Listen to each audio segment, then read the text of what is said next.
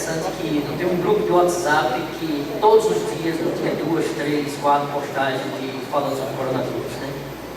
Algumas verídicas, outras nem tanto, outras fake, e está deixando realmente a população em grande pânico.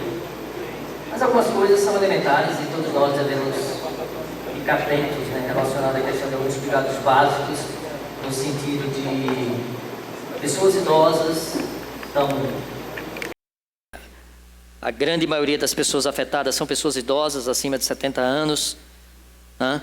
E é interessante se evitar contato físico, né? Então, por exemplo, é natural, eu acabo de ver uma pessoa chegando e pegando na mão da outra, e isso é muito comum no nosso meio. Então, até a gente se desvencilhar disso, né, de abraçar, de pegar na mão, de beijar, não é muito fácil, né? Então, alguns já deram algumas ideias, né? O cumprimento ser no pé, assim, agora, né? Então, vai por baixo, toca no sapato um do outro, né? Ou então no cotovelo, assim, Então, a gente precisa ter esses cuidados e quero lembrar que lavar as mãos é uma das medidas mais efetivas, até mesmo mais efetiva do que álcool gel, né?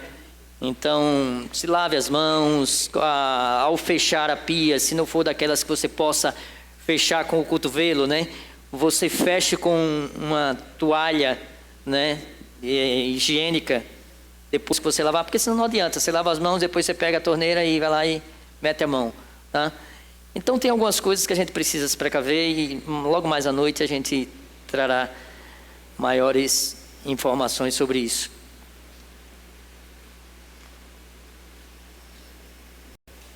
Deixa eu guardar só a projeção ali da aula de hoje.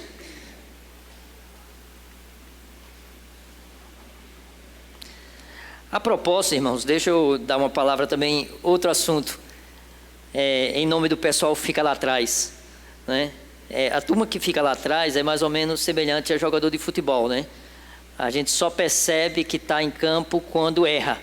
Aí quando erra, todo mundo vai lá e xinga o juiz e por aí se vai, né? Então, normalmente só percebe que tem alguém lá atrás quando tem algum defeito aqui acontecendo.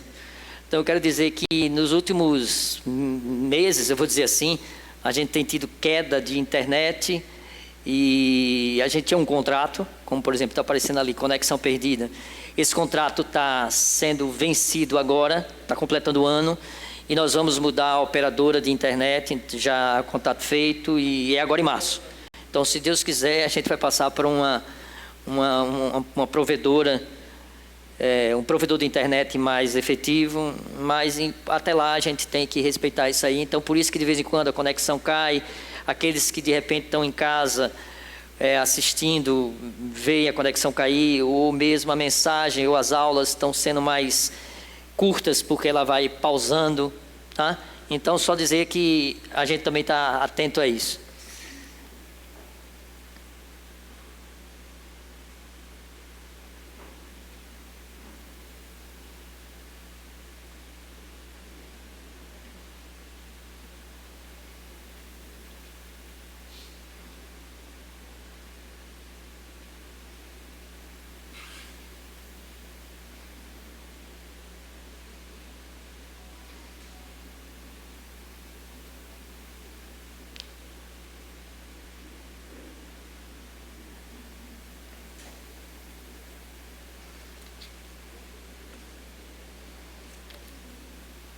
Obrigado.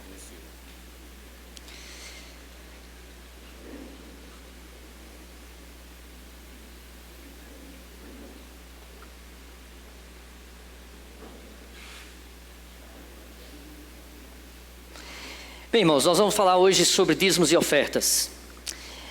Esse é um tema que a gente navega entre um extremo e outro. Dentro do contexto hoje que nós vivemos no nosso país, nós temos as igrejas que são verdadeiros supermercados da fé, onde de uma forma extremamente deturpada,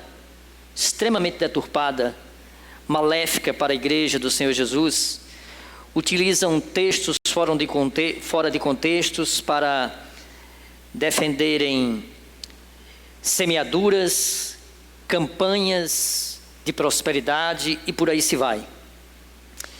E por outro lado, em função disso, as igrejas sérias às vezes ficam até com receio de tocar no assunto, porque ficam pensando, né? O que é que vão pensar a igreja lá falando sobre dízimos e oferta? Então a gente está entre um extremo e outro. Mas esse tema está na Bíblia, e tudo que está na Bíblia deve ser pregado. Então eu quero só relembrar a igreja que tem mais de um ano que a gente falou sobre isso, porque o tempo passa e às vezes a gente esquece. Então tem mais de um ano que a gente falou sobre esse tema, e nós vamos falar desse tema hoje, dízimos e ofertas. E é um tema que geralmente eu recomendo às igrejas por onde passo, para que quem fale seja algum presbítero, tendo em vista que o presbítero não recebe dinheiro nenhum da igreja, né? Porque quando é um pastor falando, possa ser que está pleiteando em causa própria. E como é visto por aí afora, é muito comum, né, se dizer para quem não conhece o evangelho, para quem não conhece a estrutura da igreja, coisas do tipo assim: você dá o dízimo para o pastor? Então é muito comum às vezes a gente ouvir isso lá fora. Você dá o dízimo para o pastor? Então por isso que é conveniente que não seja um pastor que esteja aqui falando. Então nós vamos começar. Eu quero dizer uma coisa: nós vamos dar uma pincelada no Antigo Testamento, mas vamos se prender mais ao Novo Testamento, porque uma das grandes perguntas que se faz o dízimo é uma lei que não é moral, ou seja, as leis elas se dividem entre leis civis, leis cerimoniais e leis morais. Então o povo de Israel, Deus estabeleceu 3 leis, essas 3, sendo que as leis civis e as leis cerimoniais caíram, as morais não. Então quais são as leis morais? As leis do decálogo, dos 10 mandamentos. E as leis civis são aquelas que envolvia, como por exemplo, Deus estabeleceu pena de morte, Deus estabeleceu a pena da restituição para aquele que roubasse. Se você roubava, você pagava com 5. Então são essas leis civis. Não foi Deus que criou prisão, tá? Deus não estabeleceu prisão. Quem inventou prisão foi o homem. Deus estabeleceu restituição e pena de morte.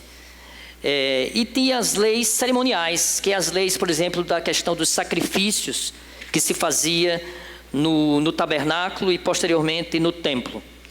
Então nós vamos começar com essa imagem aí. Isso aí é uma pintura que denota a destruição do templo de Jerusalém pelos babilônicos. Então houve um período em que os babilônios, eles invadiram Jerusalém. Isso foi em cerca de 600 a.C. E eles destruíram completamente Jerusalém. Por que eu estou mostrando essa imagem?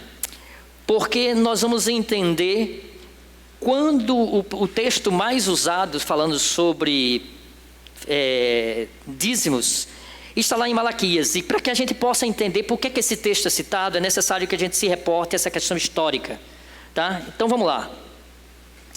A Babilônia invadiu o reino de Israel e ela levou cativo os que escaparam da morte. Então, aqueles que não morreram lá na invasão, o que eles não mataram, eles pegaram essas pessoas e levaram como prisioneiros de guerra. 70 anos depois que aconteceu isso, Deus então traz os israelitas de volta e eles começam então a reconstruir a cidade de Jerusalém e o templo.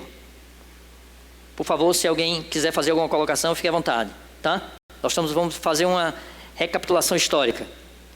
Vamos lá, continuando. Os israelitas voltaram e o que é que eles fazem? Eles priorizam a reconstrução das suas casas. Eles voltaram para Jerusalém e priorizaram a reconstrução das suas casas e não se preocuparam com a reconstrução do templo. Não estavam nem aí para a reconstrução do templo. A prioridade era as suas casas. Aí Deus então levanta os profetas Ageu, Zacarias, Malaquias, Esdras e Neemias. E eles encorajaram o povo à reconstrução do templo. E esse templo, obviamente, a gente sabe que no templo havia o quê? O santíssimo lugar onde a Arca da Aliança, o templo representava então a presença de Deus no meio do povo. Era através do templo que era isso que representava, tá? Continuando. Então, o que estava acontecendo? O povo não estava mais trazendo as ofertas para o templo conforme a lei de Moisés estabelecia. E quando o povo levava, eles levavam do que sobrava. Aí, no caso dos animais, o que é que eles estavam fazendo? Eles estavam pegando animais defeituosos e levava para o templo, para sacrificar. Os animais que eram ofertados ao Senhor tinham que ser o melhor do rebanho. Eles estavam pegando os animais mancos, com defeito, e estavam levando para sacrificar. E isso era tremendamente proibido pela lei do Senhor. Aí eles pararam de dar o dízimo, como era prescrito na lei de Moisés. Então, não só eles estavam levando animais defeituosos para o holocausto, como eles começaram a deixar de dar o dízimo. Então, tudo isso refletia o quê? O estado espiritual que a igreja se encontrava. Então, vamos começar a ler alguns textos bíblicos. Malaquias, capítulo 3, de 7 a 12.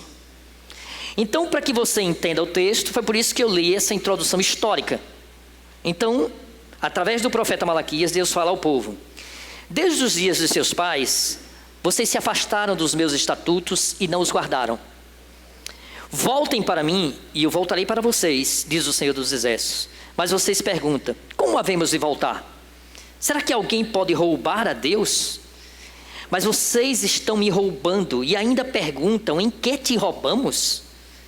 Nos dízimos e nas ofertas. Com maldição, vocês são amaldiçoados, porque estão me roubando, vocês, a nação toda.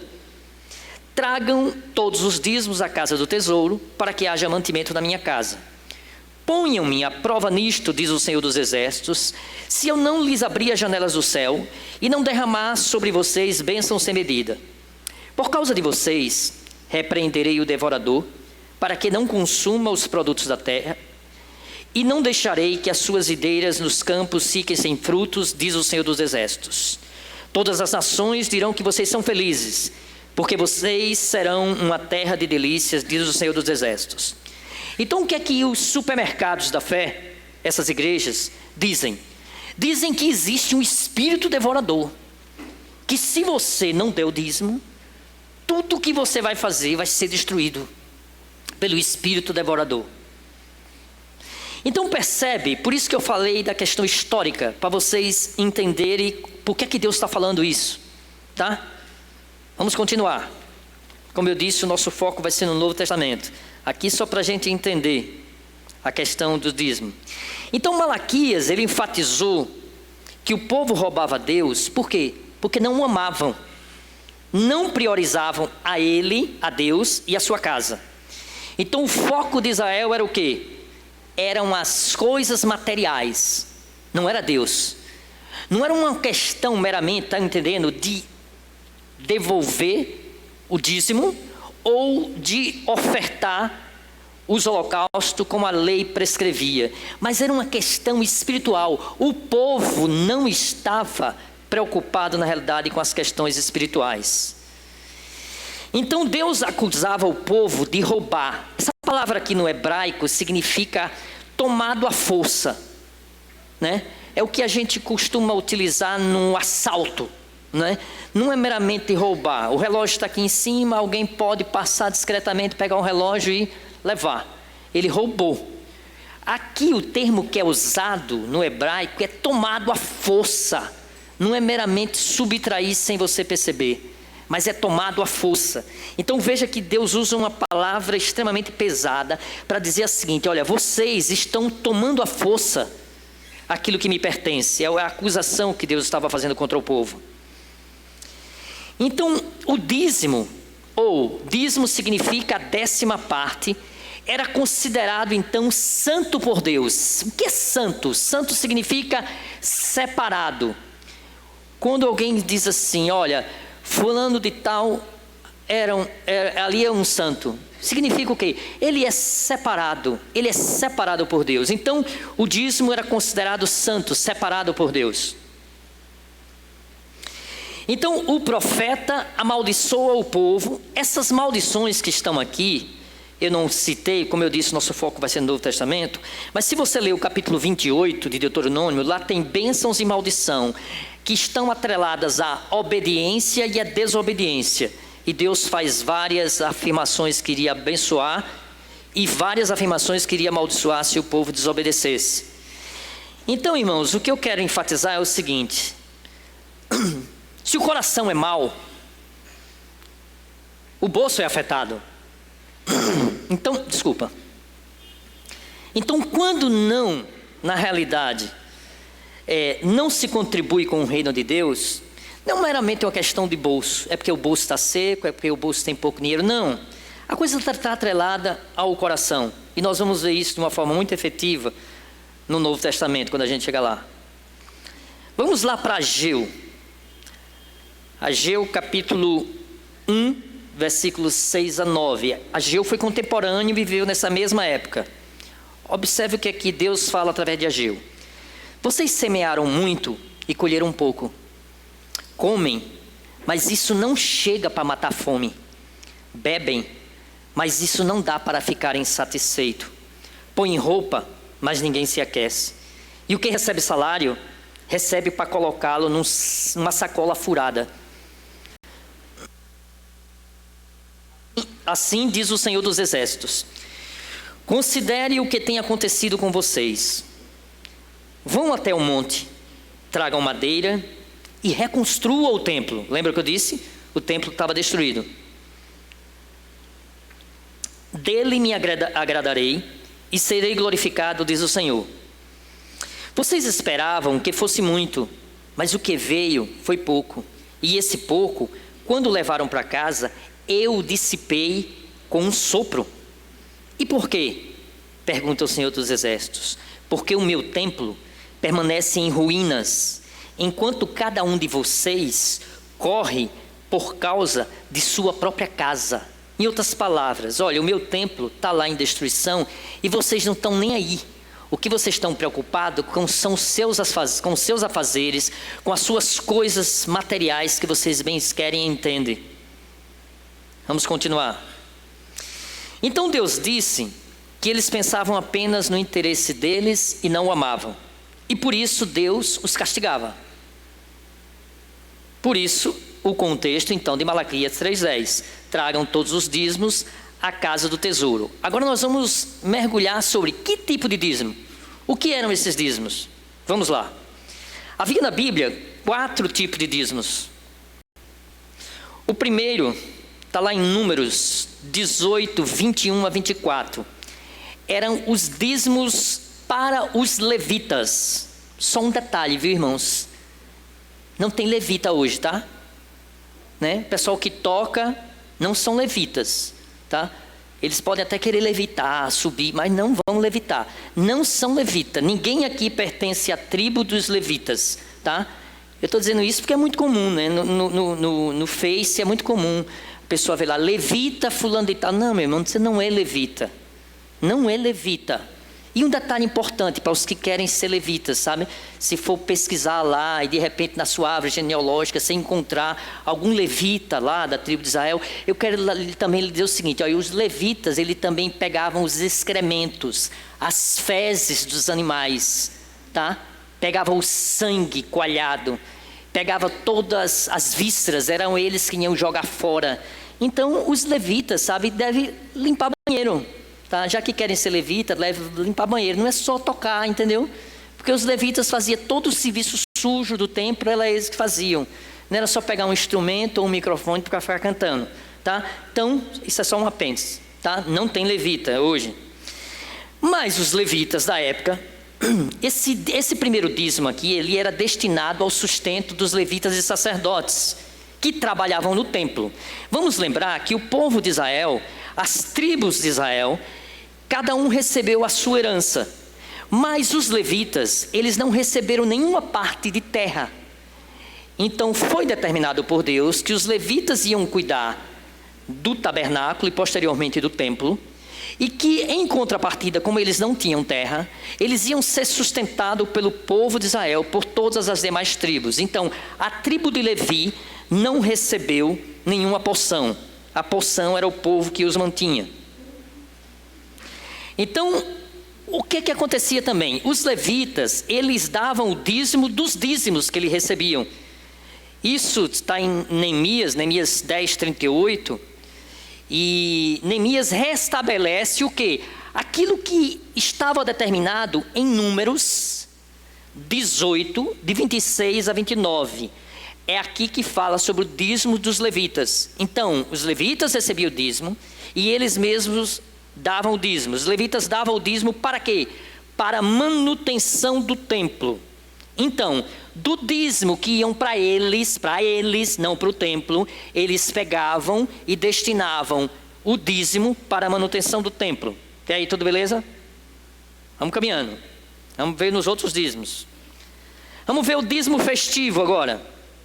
Deuteronômio 14, de 22 a 26. Uma vez por ano, o israelita, ele deveria trazer toda a família dele. Ele se reunia com a família uma vez por ano. Nós falamos do dízimo dos levitas, agora estamos falando dízimo festivo. Uma vez por ano ele reunia a família e ele trazia o dízimo do gado e da sua colheita. E no átrio do templo, ele fazia uma festa. O átrio era aquela entrada do templo, aquela parte inicial do templo. Então ele fazia uma festa com tudo aquilo que ele trazia, e todos da família comeriam daquilo que ele trazia. Entenderam? Quem é que usufrui desse dízimo? A própria família dele. Ele ia trazer, ia fazer uma festa na presença de Deus uma vez por ano, com toda a família dele. Isso é chamado de dízimo festivo. Então os irmãos aí podem ir conferindo esses textos que estão aí. Vamos para o próximo. Dízimo diaconal. Isso está em alguns versículos depois, no mesmo capítulo, só que versículos 28 a 29, e está também em Deuteronômio 26, de 12 a 13. Dízimo diaconal, o que é isso? A cada 3 anos, veja bem, o dízimo festivo era a cada 1 ano. Agora tem o dízimo a cada 3 anos. A cada 3 anos, o israelita, ele separava 10% de tudo que ele tinha, e eles administravam para o sustento dos levitas. Aí quem administrava era eles. Agora, levitas, estrangeiros, órfãos e viúvas. De 3 em 3 anos, eles pegavam 10% de tudo que tinha e eles ofertavam para o estrangeiro, levita, órfão e viúva. Esse dízimo de 3 em 3 anos, ele não era levado para o templo, mas ele era comido nas próprias cidades. O dízimo que eu me referi ao anterior, eles iam uma vez por ano até Jerusalém, lembram? E usufruíam com toda a família. Esse agora não. Eles na própria cidade, de 3 em 3 anos, distribuíam com essas pessoas aqui. Levita, estrangeiro, órfãos e viúvas. Então, os pobres eram sustentados através dos próprios desse dízimo diaconal. Entenderam, irmãos? Quem é que sustentava os pobres? Era o povo. Não era o governo. Não era o governo de Israel. Entenderam? Não era da Saul, nem Davi, nem Salomão. Não eram os reis. Era o governo de Israel. Aliás, era o povo. E o que acontecia? Como a cada um ia fazer de 3 em 3 anos, tinha sempre alguém fazendo em período diferente. Porque a sua família ia fazer nesses 3 anos. Vamos supor, no outro dia, na outra semana, a minha família ia fazer. Então, tinha sempre alguém fazendo. Certo? Vamos continuar. Então, nós vimos, o dízimo dos levitas, o dízimo dos levitas para o templo, o dízimo festivo e o dízimo diaconal. Deus prometia bênçãos se o povo fosse obediente. Estava lá em Malaquias, capítulo 3. Então presta atenção, não é uma questão de troca, não é uma questão de barganha com Deus, do tipo assim, olha Senhor, eu estou lhe dando e o Senhor vai me dar isso. Fala aqui, Denise, por favor. Wellington. Esses tipos de dízimo, né? Como é que funcionava? A cada 3 anos tem o dízimo diaconal. Então, naquele ano, o dízimo era o dízimo diaconal ou ele tinha que reservar 10% e mais 10% para o dízimo diaconal? Como é que era? Isso mesmo. E as outras, e o dízimo festivo também, como é que funcionava? Então era 30%, por exemplo. Se no terceiro ano, quando ele teria o dízimo diaconal, então ficaria ao todo, vamos dizer, 30%, ou como é que ou era assim intercalado, né? Como é que funcionava? Isso mesmo, Denise. Foi muito interessante você tocar nesse assunto, porque vocês vão ver, vocês podem observar que se for somando, na realidade, dá mais, é muito mais do que os 10%. Lembrando que alguns eram usufruídos com a própria família. Então, o dízimo festivo era a própria família que usufruía. Era do cereal, do gado, e a própria família consumia. Só que consumia lá no templo, no átrio do templo, né? O dízimo diaconal, já era voltado para a distribuição com os pobres. E só que era de 3 em 3 anos. Não era anual. O dízimo festivo era anual, tá? E o dízimo dos levitas era algo corriqueiro. Então, quando você vai somando aí, realmente dá um percentual bem maior do que meramente os 10%. Por isso que eu estou fazendo questão de mostrar quanto tipo de dízimo tinha. E um detalhe, o que acontecia? No geral, eram ofertas de gado, de cereal. Quando você estava muito distante, né, aí você poderia pegar esse dinheiro e transportar o dinheiro, já que de repente era muito dificultoso pela sua distância que você estava, levar uma quantidade significativa do gado. Então, só que voltando ao que eu estava dizendo, não é barganha, tá? Vamos lembrar o seguinte, eu quero deixar bem claro aqui, inclusive para aqueles que não dão, Deus não precisa do seu dinheiro, tá? Deus não precisa do seu dinheiro. Então, com Deus não se barganha. Não se barganha com alguém que não precisa nada de você. Absolutamente nada. Nada. De absolutamente nada. Então, Deus é o Senhor de todas as coisas. Deus se importa com a manutenção do serviço a Ele. Deus se importa com o sustento dos obreiros, do seu povo, com os órfãos, viúvas e pobres. É o que nós vemos aqui. A instituição do dízimo para tudo isso. Para o sustento da casa, dos obreiros, do povo, dos órfãos, viúvas e pobres. Então, o serviço de Deus é algo espiritual. Porém, entenda uma coisa, como é que ele se processa? Ele se processa institucionalmente. E era para isso que os recursos eram necessários. Pois a igreja expressa o quê? Expressa o seu amor ao nosso semelhante, como? Investindo em obra social, investindo na evangelização. E entenda, existe uma diferença. Uma coisa é alguém, por exemplo, que está com o pé sangrando aqui, cortou o pé, ele precisa de uma obra social urgente, ele precisa que alguém pegue ele e leve para uma urgência para poder estancar o sangue e dar ponto. Isso é emergencial.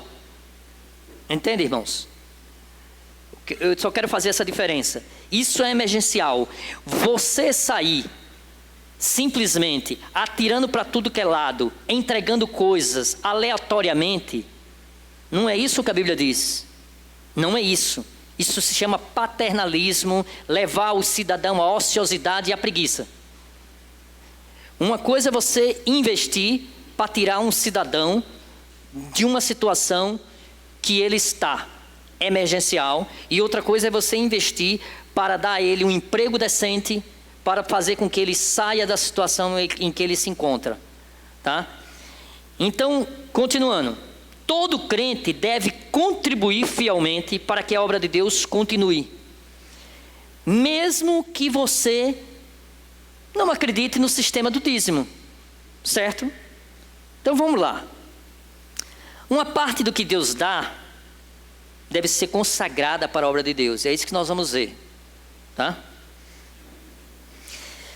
Será que o dízimo, aí entra uma grande pergunta, será que o dízimo então é uma obrigação para as igrejas na época da graça?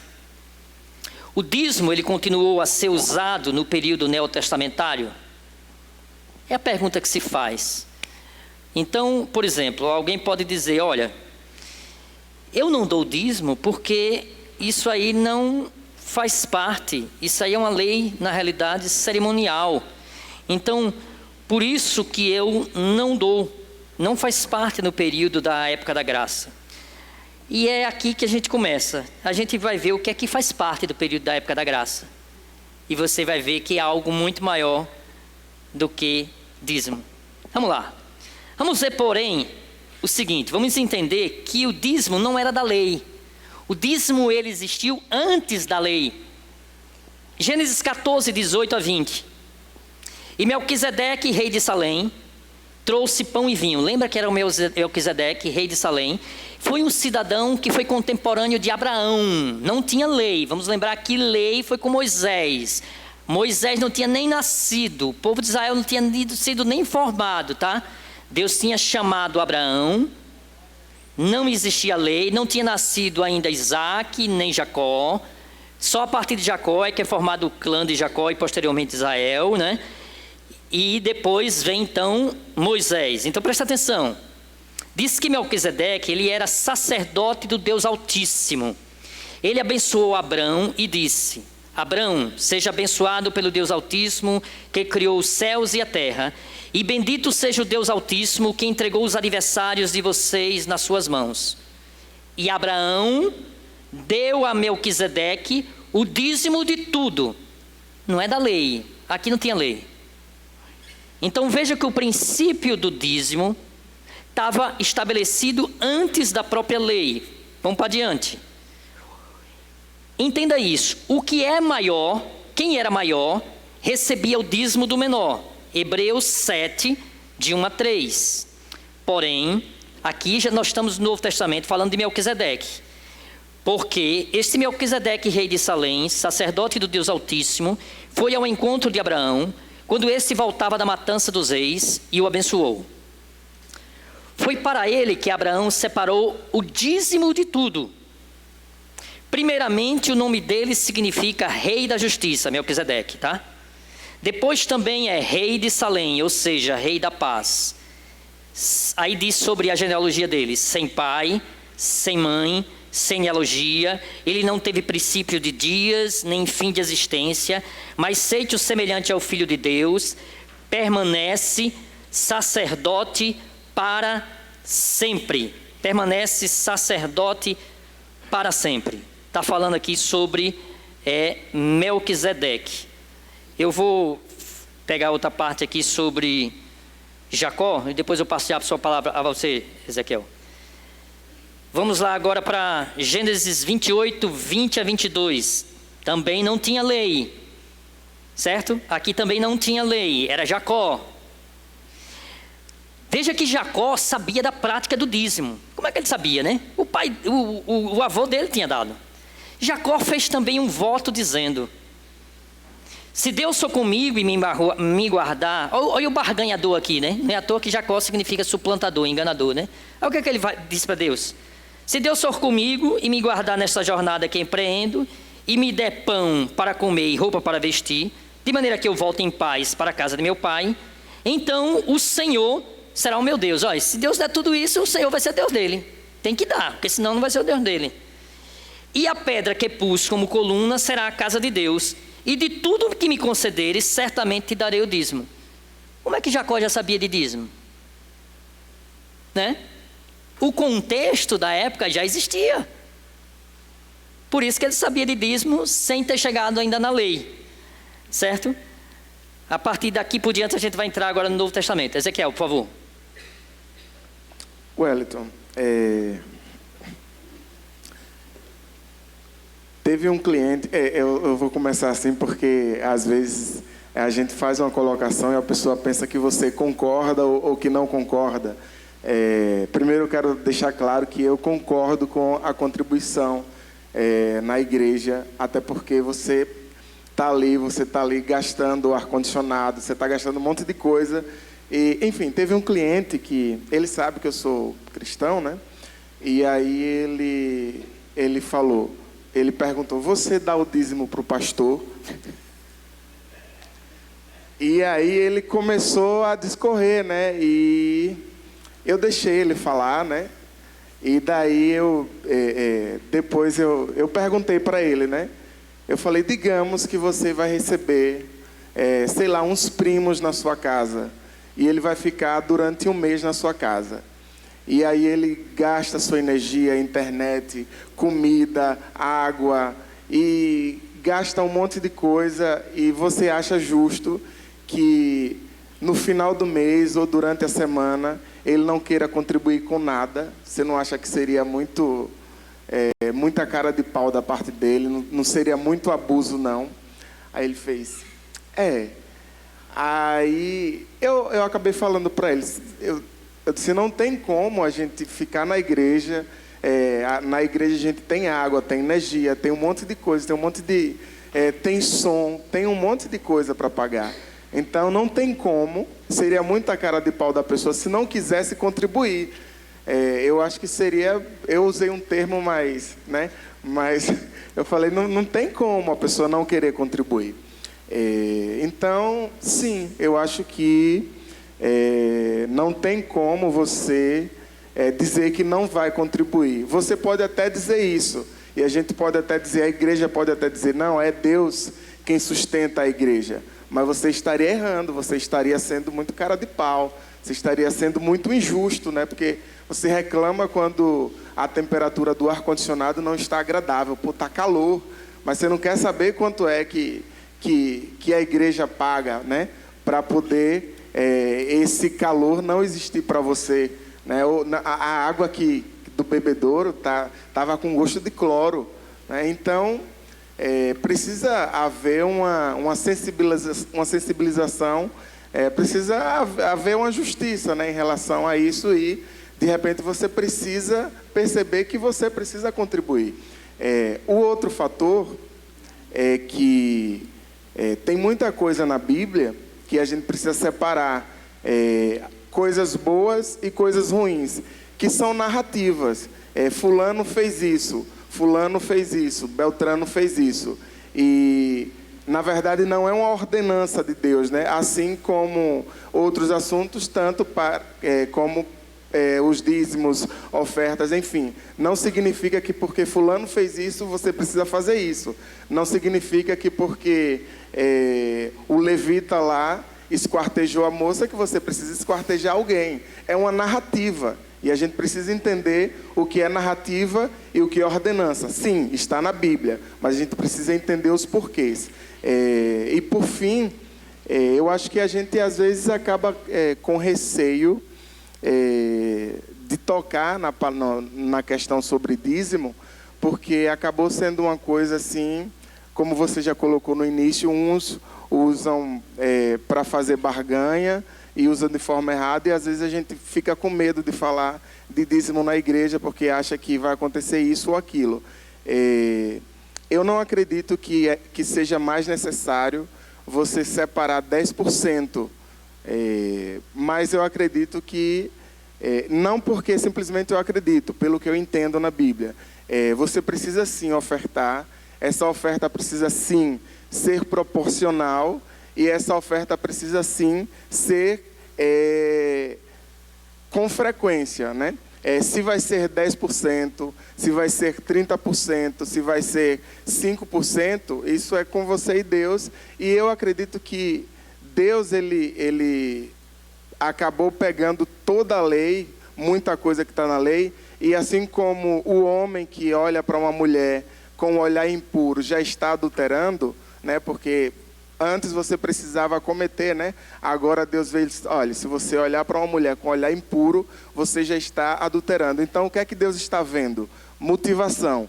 Qual a sua motivação para dar 5%? Qual a sua motivação para dar 10%? Para dar 20%? Entendeu? Então, eu acredito que a oferta deve ser voluntária. Mas o que Deus está vendo é a sua motivação. Então, Pode ser que com 10% você esteja pecando. Pode ser que com 5% você esteja com a motivação que agrada a Deus. Ou pode ser ao contrário. Então, hoje é motivação. E a oferta deve ser sim voluntária.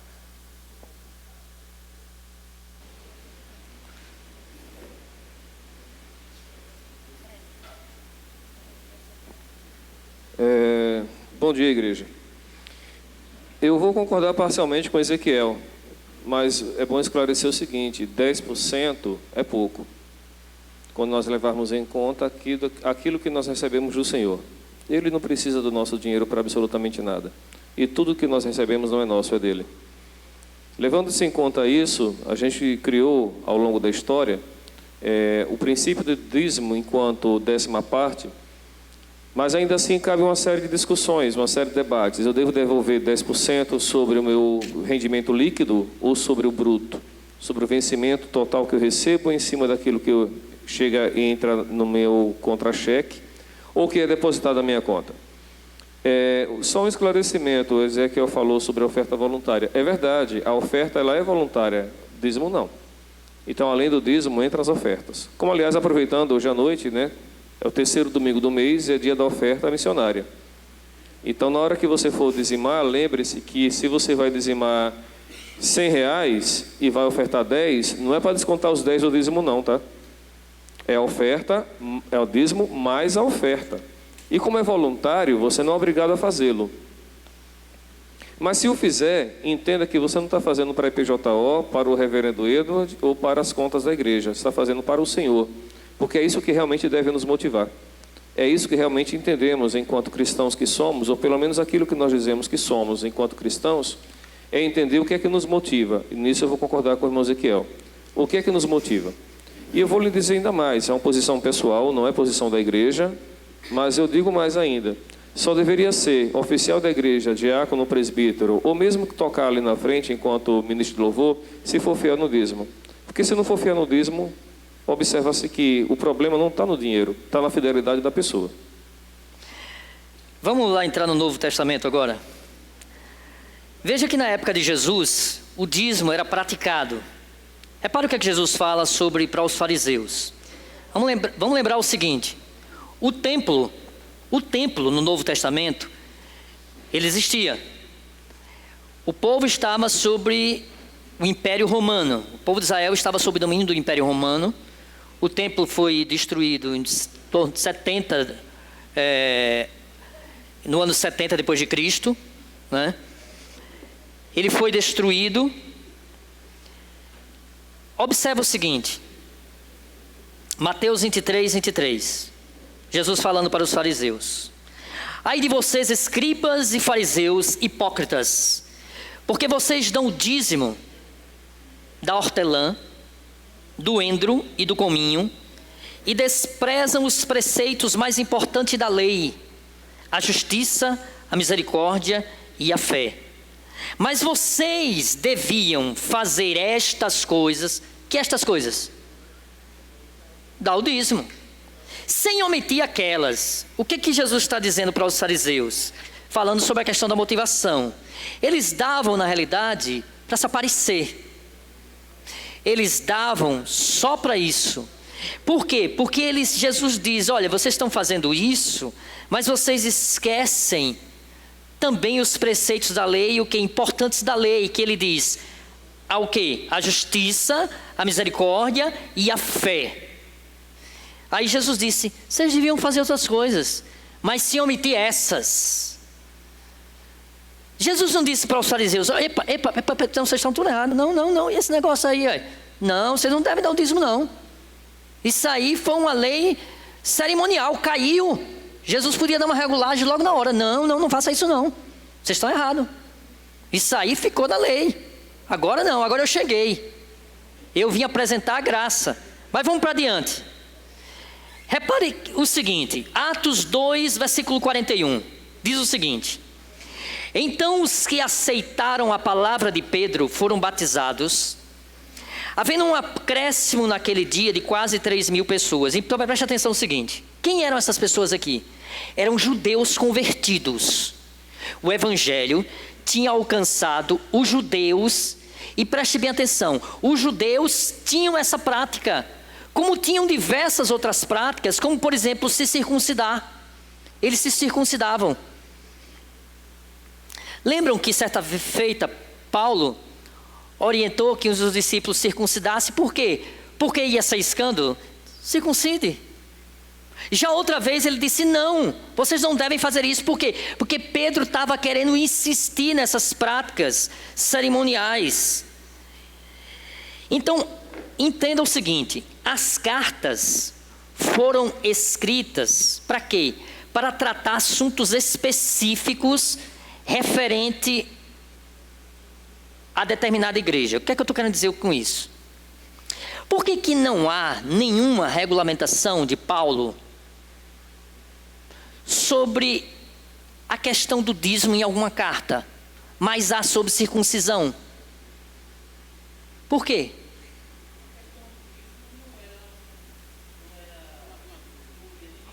Não era uma dúvida. Isso, exatamente. Não há nenhuma recomendação nas cartas de Paulo, porque não havia nenhuma confusão relacionada à questão do dízimo. Não havia problema. Porque senão, Paulo teria recomendado e exortado, como exortou relacionado à questão da circuncisão. Então vamos para diante. Porque exatamente isso, essa é a resposta. Porque isso nunca foi problema para a igreja. Não havia discussão. Sabe por quê, irmãos? Porque quando você está na realidade, está preocupado, eu sou obrigado a dar, ou eu não sou obrigado a dar? Você não entendeu. Se você está com esse pensamento, você entendeu errado. Você está exatamente com o pensamento dos fariseus. Eles queriam fazer uma coisa só com a mente religiosa. Entende? Se for por uma obrigação religiosa, eu falo, não, ali tem que fazer, eu vou fazer. A motivação está completamente errada. Você não entendeu. Você está fazendo só como um legalista. Não, disse que tem que fazer, eu vou fazer. Não, porque disse que tem que fazer, eu vou fazer. Ou seja, você não está agradando a Deus. E eu digo assim, se você não quer ofertar, dizimar, com o objetivo de agradar a Deus, não venha não. Não venha botar nada aqui dentro não. Que a igreja não precisa do seu dinheiro não. Não venha não. Se isso para você é um peso, não venha não. Só um instante, Ezequiel, para eu concluir esse raciocínio, eu passo já a palavra para você. Então preste atenção, Atos capítulo 3, versículo 1, os convertidos iam para onde? Para o templo, para o culto no templo. Atos 21, 23 a 24, o que é que eles faziam lá? Faziam votos, iam para cultuar, faziam os votos, o que é que mais faziam? Orava 3 vezes ao dia. Olha, está lá em Atos 3, versículo 1, Atos 10, versículo 9, aí incluía as crianças nas atividades religiosas, as crianças eram circuncidadas. Nós estamos em Atos, irmãos, Atos, as crianças eram circuncidadas, por quê? Era o costume dos judeus, eles faziam, então é por isso que nós batizamos as nossas crianças. Então preste bem atenção, o sustento dos apóstolos, dos presbíteros e pastores dedicados integralmente ao ministério e ao trabalho missionário é responsabilidade nossa. Antes de eu passar para aqui, Ezequiel, fala aí por favor, que eu vou ler o texto que fala sobre isso. Wellington, mais uma vez eu volto a dizer, Ailton acabou colocando ali que concorda ou que discorda. A ideia não é, pelo menos a minha ideia, eu não estou querendo lançar dúvida, eu não estou querendo lançar uma enquete. Eu volto a dizer, a gente precisa separar na Bíblia o que é narrativa e o que é ordenança. Eu posso, e eu acho muito bonito, Ailton, quando a pessoa chega e fala, eu devolvo 99,9% do que eu recebo. Não tem problema nenhum. Não tem problema em você receber 30 mil reais e dizer, 30 mil reais, igreja. Não tem problema, e isso é muito bom. Ananias e Safira, eles venderam uma propriedade, né? E eles foram colocar lá aos pés dos apóstolos e mentiram. E então o que foi falado para eles: poxa, por que vocês fizeram isso? Vocês não precisavam devolver nada, era seu, mas vocês não precisavam mentir. Eu estou colocando isso aí não querendo me basear simplesmente nisso, mas o que eu quero dizer é que não dá, biblicamente falando, não dá para você pegar a Bíblia em relação à ordenança. Não dá para você pegar a Bíblia sem ser com uma narrativa e dizer assim: olha, você precisa devolver 5, você precisa devolver 1, você precisa devolver 20%. Você pode achar que 5%, 10%, 20% é pouco, você pode achar. Você só não pode dizer ao seu irmão que ele precisa devolver X, porque na Bíblia você não vai encontrar. Eu acho não, né? Acaba sendo forçação de barra se você querer forçar alguém a devolver Y quantia, porque não tem na Bíblia, não tem, simplesmente não tem. A gente vê aí muita gente, inclusive muita gente estudada, que realmente fala sobre dízimo, sobre oferta, só que você percebe que não existe uma forçação. Existe sim uma oferta voluntária, e essa pode ser sim mais de 10%, mais de 20%, pode ser muito mais. Acontece mesmo, Wellington, de gente que não concorda com o dízimo, simplesmente porque essa pessoa não tem um coração convertido, não tem um bolso convertido. Então, é melhor não concordar com o dízimo, é melhor não ofertar na igreja, entendeu? Porque ela achou ali digamos que uma brecha. Dízimo não precisa mais, mas precisa oferta, e essa oferta precisa ser voluntária, essa oferta precisa ser de coração, essa oferta precisa ser na verdade, em louvor a Deus. Então, se em louvor a Deus você acha que não deve dar nada, problema seu. Se em louvor a Deus, se por obediência a Deus você acha que deve dar 20%, não tem problema. Se você acha que deve dar 5%, se você percebe que isso é proporcional, não tem problema. Agora, na minha concepção, existe um problema quando a gente quer ditar, quando a Bíblia não dita. A gente precisa parar onde a Bíblia para. Então, claro que a gente precisa ser ensinado. E a gente não pode ter medo de ensinar o que a Bíblia diz. Quando a Bíblia para, você para. Não dá para fazer uma experiência minha e falar para a igreja.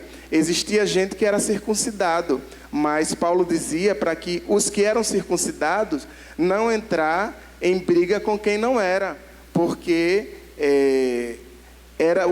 e os que comiam carne ou que não comia, Paulo dizia: olha, ele está fazendo para Deus, Deus está recebendo. Enfim, a gente precisa pensar um pouquinho, parar um pouquinho para ver no que é que a gente, quando eu digo a gente, não estou falando simplesmente você não, viu?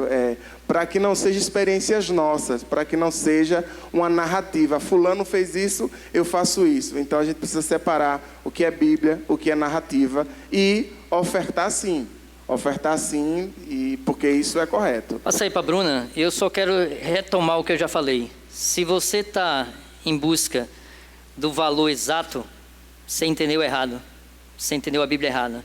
Se você está atrás de um legalismo, se você quer dar porque você é obrigado, ou se você não quer dar porque não é obrigado, você entendeu errado. E nós vamos ver como é que a igreja entendeu. A igreja de Cristo, no período da graça, como é que eles entenderam? Bruna?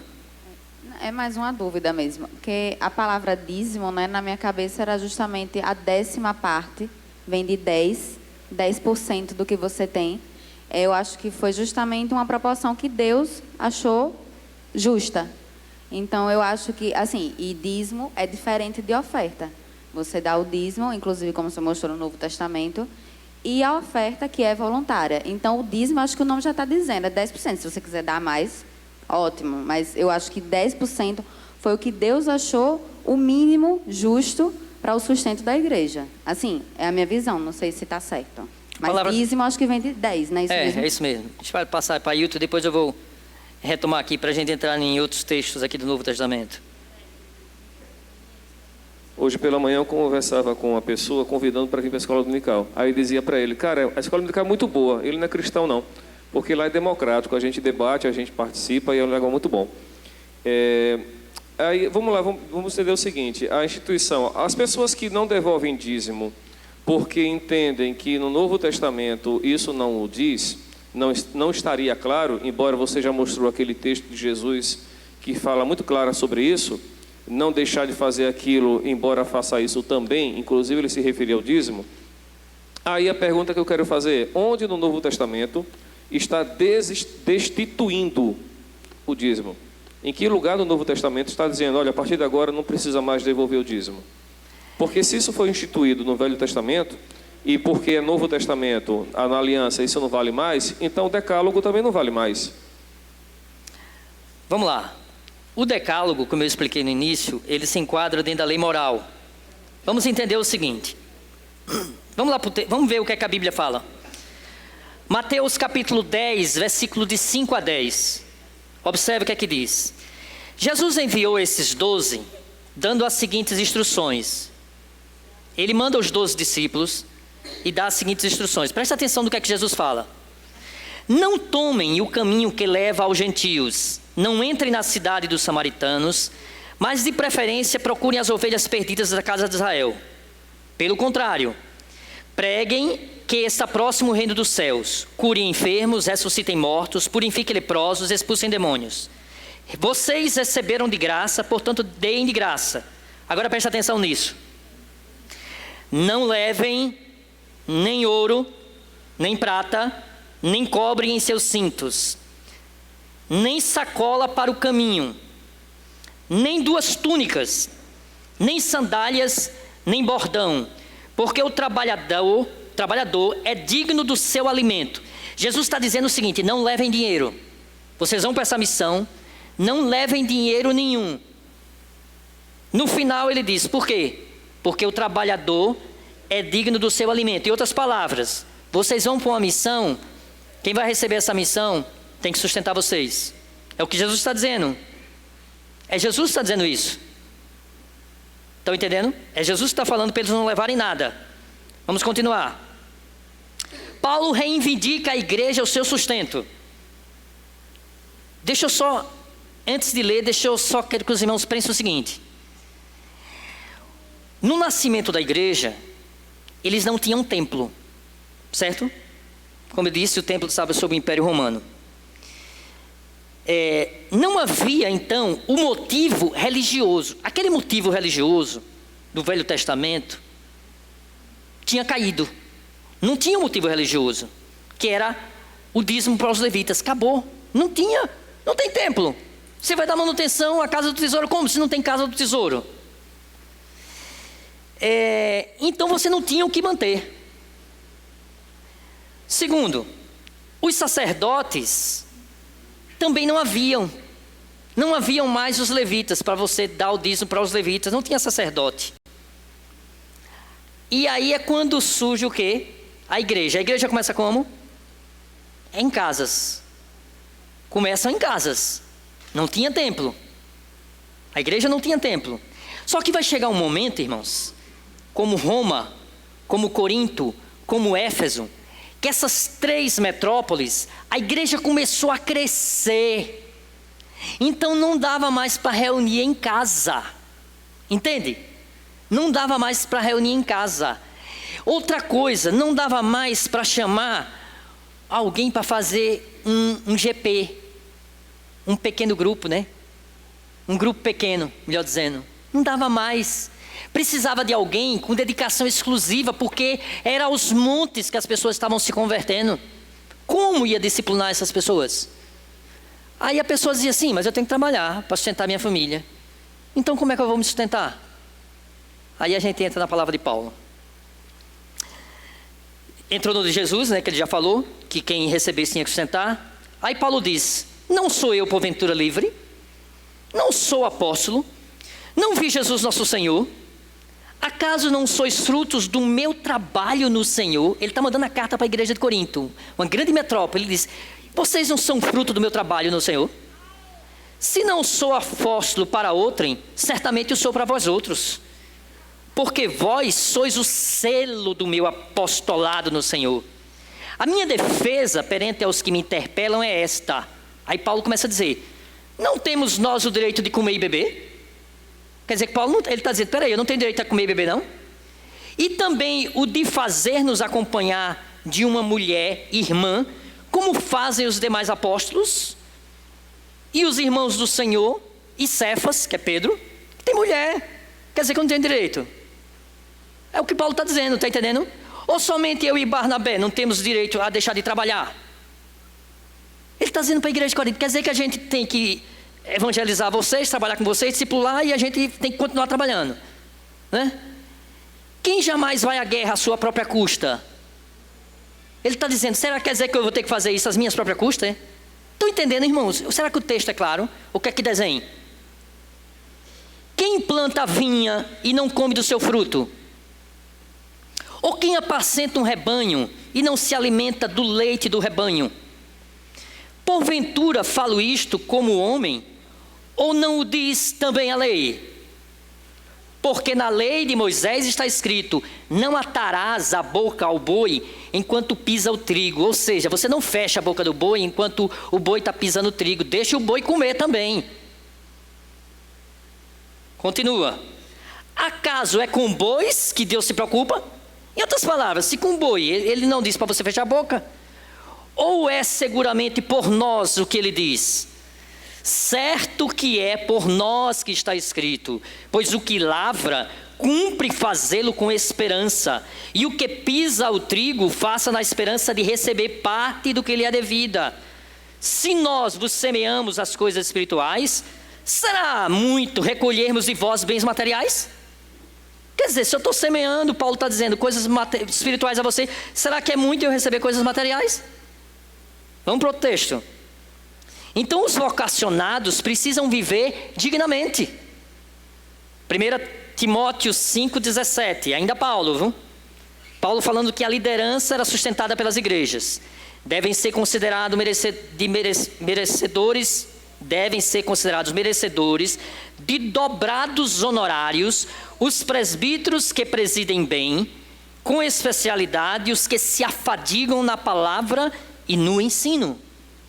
Pois a Escritura declara, não amordaces o boi quando pisa o trigo, e ainda o trabalhador é digno do salário. Ou seja, Paulo pega uma coisa lá da lei, não amordace o boi, e traz para cá, para a época da graça. Tá? Vamos continuar. Então, onde a igreja investia? Onde é que a igreja investia? Vamos ver. Paulo também, a igreja de Roma, capítulo 15, versículo 25 a 26. Agora, porém, estou de partida para Jerusalém a serviço dos santos. Ele está indo, né, a Jerusalém a serviço dos santos. Pois a Macedônia e a Acaia tiveram por bem fazer uma coleta em prol dos santos de Jerusalém que estão em pobreza. Veja bem, a igreja de Jerusalém estava em perseguição. Como eu disse, não havia templo. A igreja estava sendo perseguida. Os crentes da Macedônia e Acaia faz uma coleta em prol dos santos de Jerusalém que estão em pobreza. Vamos continuar. Arrecadação para pobres. 1 Coríntios 16, de 1 a 4. Quanto à coleta para os santos, fazei vós também como ordenei as igrejas da Galácia. Presta atenção. No primeiro dia da semana, ou seja, no domingo, cada um de vós ponha de parte em casa, separa em casa antes de vir, conforme, presta atenção nessa palavra, irmãos. Como eu disse, se você está se prendendo, sabe, ao valor, a 10%, você não entendeu, você está agindo igual a mente de um fariseu. Conforme a sua prosperidade. O que significa a palavra conforme, os bons de português? De acordo, na proporção, certo? Conforme na proporção da sua prosperidade. Em outras palavras, se você ganha mais, você dá. Não está claro, irmãos, é o que tem que desenhar. E aí o que ele diz? E vá juntando, para que se não façam coletas quando eu for. E quando tiver chegado, enviarei com cartas, vou pegar essa coleta com cartas, para levarem as vossas dádivas a Jerusalém, aqueles que aprovardes. Se convier que eu também vá, eles irão comigo. Então, a manutenção do trabalho assistencial na igreja havia. Atos capítulo 36 a 37. José, um levita de Chipre, ele era da tribo de Levi, tá? A quem os apóstolos deram o nome de Barnabé, que significa encorajador, vendeu um campo que possuía, trouxe o dinheiro e colocou aos pés dos apóstolos. Não é 10% não, tá? Ele não fez a venda e pegou 10% do campo e botou aos pés. Não, ele pegou o campo todo, pegou o dinheiro e colocou aos pés dos apóstolos. Lembro, a igreja estava sendo perseguida. Só um detalhe, viu, irmãos? Isso aqui não é uma apologia ao comunismo não, tá? Os defensores, tá, do marxismo. Não, não é, certo? Havia uma necessidade, a igreja estava sendo perseguida, a igreja precisava ser amparada, os irmãos na fé. E aí ele pegou Barnabé e entregou tudo para suprir os necessitados. Aí eu pergunto, isso é lei? Isso é um imperativo? Não, volto a dizer. Se você está preocupado com o imperativo, você está com a mente dos fariseus. Isso não é um imperativo. Deve ser generosamente, proporcionalmente, constantemente e com alegria. Dê o nome que você quiser. Agora faça generosamente, com o coração. Faça como a gente viu no texto, proporcionalmente, constantemente e com alegria. Só um instante, deixa eu concluir aqui esse raciocínio, passo já. 2 Coríntios 5, 9, versículo 7. Cada um contribua segundo o propósito no seu coração, não com tristeza, não por constrangimento, porque Deus ama quem? Quem dá com alegria. Então não vem aqui, sabe, hoje à noite, por causa da aula da escola dominical, não, constrangido. Não, eu tenho que dar. Não, não tem que dar não. Pegue seu dinheiro e fique todinho para você. Não tem que dar não. Se você não for dar, olha, sabe? Se você vier aqui dar com tristeza, constrangido, não faça não. É para dar, sabe? Com alegria. Porque diz a palavra, porque Deus ama quem dá com alegria. Então é assim que tem que ser. É com alegria. É com alegria. Deixa eu ver só aqui quantos slides está faltando, viu? Ezequiel, peraí. Então vamos lá. Muito bem, obrigado. Certo. 2 Coríntios 8, de 1 a 15. Vamos ver também esse texto. Presta atenção. É mais uma vez Paulo, no período da graça. Também, irmãos, vos fazemos conhecer, presta atenção, vos fazemos conhecer o quê? A graça de Deus concedida às igrejas da Macedônia. Preste atenção nisso. Repare como eram as igrejas da Macedônia. Porque no meio de muita prova de tribulação, eles lá da Macedônia, no meio de muita prova e tribulação, manifestaram abundância de alegria e a profunda pobreza deles. Eram pobres, não estavam dando porque estava sobrando não. Diz o texto, e a profunda pobreza deles superabundou em grande riqueza de sua generosidade. Porque eles, Paulo está dizendo, eu testemunho deles, na medida, olha a proporção de novo, na medida de suas posses, e mesmo acima delas, olha, eles não só deram na medida, na proporção das suas posses, mas mesmo acima delas, se mostraram voluntários. Agora presta atenção, pedindo-nos, com muitos rogos, olha, você já viu isso? Alguém pedir para dar? Me deixa eu dar. Me permita eu dar. Pedindo com muitos rogos, suplicando a graça, me conceda a graça de participar da assistência aos santos. Deixe Paulo, eu quero. A gente é pobre, mas eu quero. Presta atenção mais. E não somente fizeram como nós esperávamos, Paulo está dizendo, olha, não somente fizeram como nós esperávamos, mas deram a si mesmo, primeiro a quem? Ao Senhor, depois a nós pela vontade de Deus. Vamos lá pular para o que está escrito lá embaixo. Não vos falo na forma de mandamento. Paulo está dizendo, não vos falo na forma de mandamento, mas para provar pela diligência de outros a sinceridade do vosso amor. Está precisando de mandamento, é? Não é isso que o Senhor quer, não.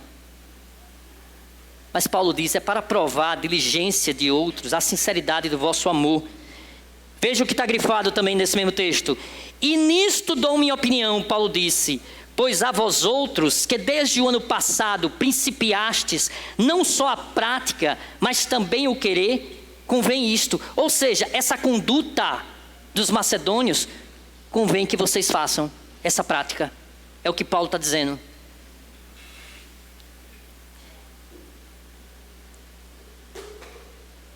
Completai agora a obra começada, para que assim como revelastes prontidão no querer, assim a leveis a termo, de acordo com o quê? Segundo as vossas posses, conforme, na proporção das vossas posses. Entende?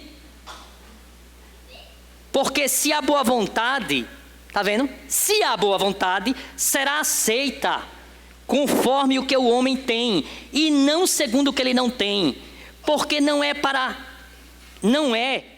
que os outros tenham alívio, ele está dizendo, e vós sobrecarga, mas para que haja igualdade, suprindo a vossa abundância no presente, a falta daqueles. 2 Coríntios 9, de 1 a 15. Preste atenção. Outro texto. Ora, quanto à assistência a favor dos santos, Paulo está dizendo, olha, é desnecessário escrever-vos, porque bem conheço a vossa presteza, da qual me glorio junto aos macedônios, dizendo que a Acaia está preparada desde o ano passado, e o vosso zelo tem estimulado a muitíssimo. O zelo deles estimulava os demais a fazerem a mesma coisa. Preste atenção no que está grifado aí. Portanto, julguei conveniente recomendar aos irmãos que me precedessem antes de vós e preparassem de antemão a vossa dádiva já anunciada, para que esteja pronta como expressão de generosidade e não de avareza. Entende aqui qual é o problema? Avareza. Aí o texto continua na parte que está escrito lá, né? E afirmo, aquele que semeia pouco, pouco também ceifará, e o que semeia com fartura, com abundância também ceifará. Cada um contribua, segundo tiver proposto no coração, não com tristeza ou por necessidade, porque Deus ama ao que dá com alegria. Preste atenção aí. Porque o serviço dessa assistência, aquilo que a gente faz, não só supre a necessidade dos santos, mas redunda em muitas graças a Deus, visto como, na prova dessa ministração, glorificam a Deus pela obediência da vossa confissão, quanto ao Evangelho de Cristo e pela liberalidade com que contribuis para eles e para todos. Então, irmãos, a gente está concluindo dizendo o seguinte: o sistema dizimal, ele atende os pré-requisitos de dar generosamente. Ou seja, é os pré-requisitos de que seja generosamente, seja proporcionalmente, constantemente e com alegria. Além de ter um referencial do povo de Deus no Antigo Testamento. Quer chamar de outro nome? Você chama. Mas Deus achou por bem que esse referencial seria algo adequado. E veja que no Novo Testamento a gente não vê ninguém fazendo isso. Vê dando sempre a mais. Vê sempre a mais. Então nós entendemos o seguinte: nós não damos o dízimo como uma obrigação legal, nem damos para obter bênçãos de Deus, nem com medo de castigo, com medo do devorador, tá? Como usa algumas igrejas por aí, mas como expressão de gratidão a Ele, como uma forma de contribuir no avanço do seu reino aqui neste mundo. Graças, por exemplo, aos dízimos e ofertas dessa igreja, nós mantemos, o Presbitério Aracaju mantém o trabalho no sertão. Graças à oferta da Igreja Coreana Unida de São Paulo, que como os macedônios, mandaram um documento para o presbitério, pedindo permissão para eles continuar contribuindo. Nos permitam continuar contribuindo. Os nossos irmãos lá da Igreja Presbiteriana Coreana Unida de São Paulo mandam um documento para o presbitério assim, pedindo permissão. Deixa a gente continuar contribuindo. Então isso a gente vê hoje em dia. A gente continua vendo hoje em dia. Fala aí, Rodrigo, para a gente encerrar, por favor. Irmão, só para, acho que uma contribuição aí também. Acho que ficou muito claro quando o Wellington nos apresentou aí que o dízimo está presente, né? Até hoje. Mas gerou uma certa discussão sobre essa questão do valor, não é? Dessa definição do valor de 10% com relação ao após Novo Testamento. De fato, irmãos, os princípios que estão relacionados ao dízimo no Novo Testamento, essa questão de equidade, generosidade, proporcionalidade. E eu só queria compartilhar o seguinte, que em 2013, através de uma carta pastoral, a Igreja Presbiteriana do Brasil, ela emitiu uma carta e definindo como arrecadação pela Igreja Presbiteriana o valor de 10%. Ou seja, se estabeleceu e se pratica nas igrejas presbiterianas do Brasil o valor de 10%. Isso foi emitido justamente por todas essas discussões de proporcionalidade. E hoje, não é? Quando a gente faz a nossa profissão de fé, a gente também se coloca sujeito à orientação do Conselho e à orientação da Igreja Presbiteriana do Brasil. Então, por isso que se determina, e por orientação da Igreja Presbiteriana do Brasil, que o valor do dízimo é de 10%, né? E não menos do que isso. Mais do que isso, a gente entra na generosidade, na proporcionalidade e nessas outras coisas.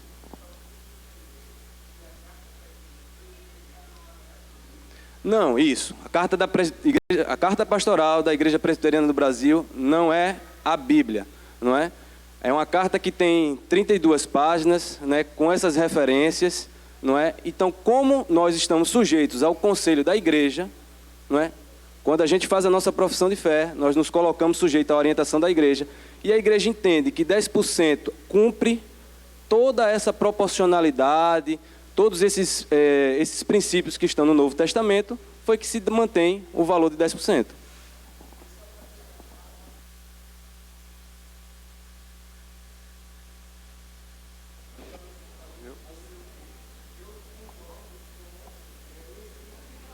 Isso. Você só discordou do percentual, não foi? Não é isso?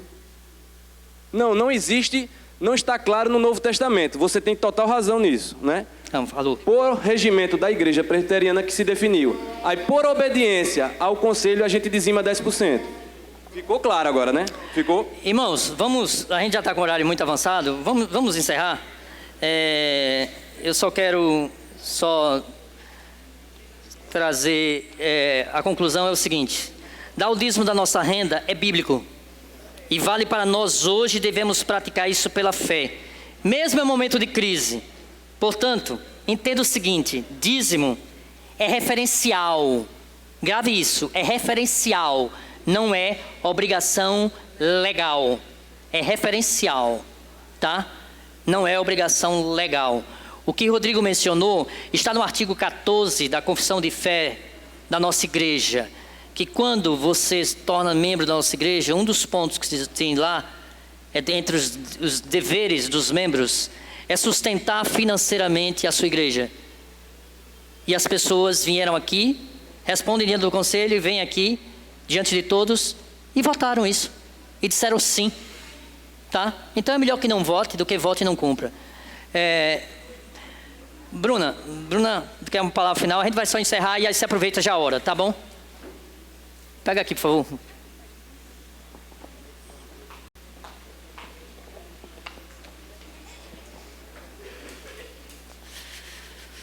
Só com relação a essa taxa, eu acho que 2 pontos. Se a pessoa não concorda com a taxa estabelecida da igreja presbiteriana, ela procure outra igreja que não estabeleça esse valor e que ela concorde com aquilo que ela acha. O outro ponto é, se a gente precisa chegar ao ponto de discutir a taxa que a gente vai dar, o problema está no nosso coração. Eu acho que isso ainda deveria nem ser discutido. Se no Velho Testamento era 10%, no Novo Testamento a gente fica se questionando qual a taxa. Eu acho que a gente precisa olhar para o nosso coração e ver, na verdade, onde é que está o problema. Eu acho que era isso. Bem, irmãos, para a gente encerrar, então é como eu disse, não é uma questão, o dízimo é uma questão referencial e não uma obrigação legal. Então, como eu disse, faça de acordo com o seu coração, faça com alegria. Lembre-se, se você não fizer assim, é em vão. É em vão vir aqui no gasofilácio, é em vão vir cultuar sem alegria, é em vão fazer tudo para o Senhor sem alegria. Então, Jesus Cristo, Ele não pegou, sabe, uma cartilha para Ele ver quanto Ele iria se doar. Ele diz, olha, eu vou me doar só até aqui. Não, Ele se doou totalmente. Se doou totalmente, mas a gente quando pensa em se doar para Deus, a gente está querendo uma cartilha para dizer, é até tanto, é até não sei quanto. Ou seja, se é isso que você está pensando, você precisa rever seus conceitos e você está agindo com a mente farisaica, com a mente legalista, apegada tão e exclusivamente à lei. Vamos orar? Ore aí, Bruno, por favor.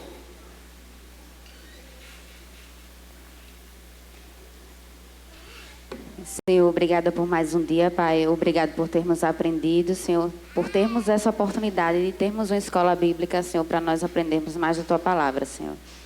Tenha misericórdia, Senhor, dos países que não têm esse privilégio, Deus, de aprender mais da Tua palavra junto com a comunhão dos irmãos, Deus. O Senhor possa intervir nesses lugares, Senhor, e proporcionar mais momentos como esses juntos, Deus. Amém. Obrigado por termos o privilégio de podermos devolver o que o Senhor nos dá, Senhor, e o Senhor possa tocar nos nossos corações, Senhor, para que nós possamos a cada dia nos desapegarmos dos bens materiais, porque não vamos levar nada, Senhor. Em nome de Jesus, nos prepara para o culto mais tarde. Amém.